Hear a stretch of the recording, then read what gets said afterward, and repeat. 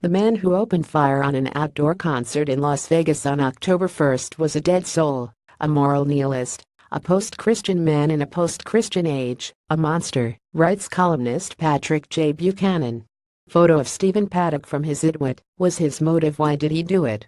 Why did Stephen Paddock, 64, rent rooms at the Mandalay Bay Hotel, sneak in an arsenal of guns, a dozen of them converted to fully automatic, and rain down death on a country music concert? We will never know, writes columnist Eugene Robinson. There can be no rational argument for mass murder. Nothing can really explain the decision to spray thousands of concert-goers with automatic weapons fire, killing at least 59 and injuring hundreds more. But while there can be no justification for mass murder, there is an explanation. And like Edgar Allan Poe's purloined letter, it is right there in front of us, in plain sight. Having chosen to end his life, Paddock resolved to go out in a blaze of publicity. This nobody would leave this life as somebody we would have to remember. He would immortalize himself, as did Lee Harvey Oswald. Reportedly, Paddock even filmed himself during his massacre. Ex-Marine sniper Charles Whitman, who murdered his wife and mother, and then climbed up into the Texas University Tower in Austin, 50 years ago, to shoot down 46 people and kill 15, is the prototype. Whitman's slaughter ended after 96 minutes, when a cop climbed up in that tower and shot him. Yet, half a century on, Whitman remains famous. Many of us can yet recall his name and face. Like Eric Harrison, Dylan Klebold before Columbine, and Dylan Roof before his sickening atrocity at the Black Church in Charleston, Paddock wanted to live on as one of the great mass murderers in U.S. history. And he has succeeded. We are today paying him in the currency he craved. He is famous, and we have made him so. Monday, the president spoke at the White House on the act of pure evil Paddock perpetrated Sunday night. Network and cable TV anchors and correspondents stampeded to Las Vegas to dig into his background and motivation. Commentators discoursed on the meaning of it all.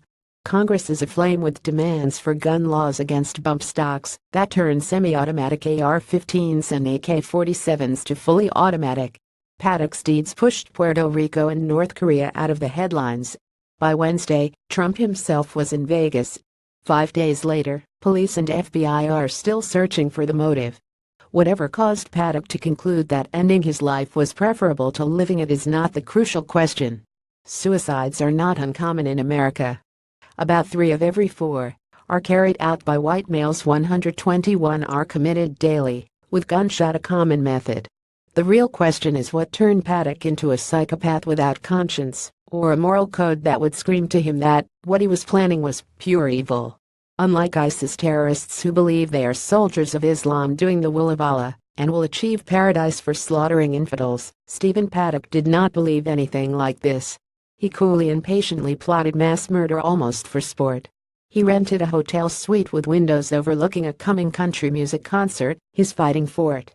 He ferried in, over 5 days, half his home arsenal of 40-some guns, with the semi-automatic assault rifles modified to fire fully automatic. He installed cameras to alert him to when police were about to break in and kill him. Then he smashed the windows on his 32nd floor suite and began firing for 12 minutes. Paddock murdered 59 people he did not know and against whom he had no grievance. How did he come to be a man who treated fellow humans as vermin, and does this say something about our civilization? In The Brothers Karamazov, novelist Fyodor Dostoevsky has his character Ivan say, "If God is dead, all things are permissible." What Ivan meant is that, if God does not exist, the idea of God's law, of heaven or hell as reward or punishment, is nonsense. And if it is, there is no man-made law that can deter men who have decided to end it all. Consider. Nevada has a death penalty for the mass murder Paddock was preparing to commit. But as he had already decided to end his life, after shooting scores of innocent people, no death penalty or any other threatened state punishment could deter him. Why not carry out his atrocity and end his life knowing that, within days, all of America would know who Stephen Paddock was? In Shakespeare, Hamlet declares, "Conscience doth make cowards of us all." And so, fearing damnation, Hamlet recoils from ending his life for exacting revenge on the king he believes seduced his mother into complicity in the murder of his father. In Stephen Paddock, the conscience was dead. He was a dead soul, a moral nihilist, a post-Christian man in a post-Christian age, a monster. Yet, we are going to see more such men, for we no longer have a convincing answer to that oldest of questions: why not? Patrick J. Buchanan is the author of a new book, Nixon's White House Wars: The Battles That Made and Broke a President and Divided America Forever.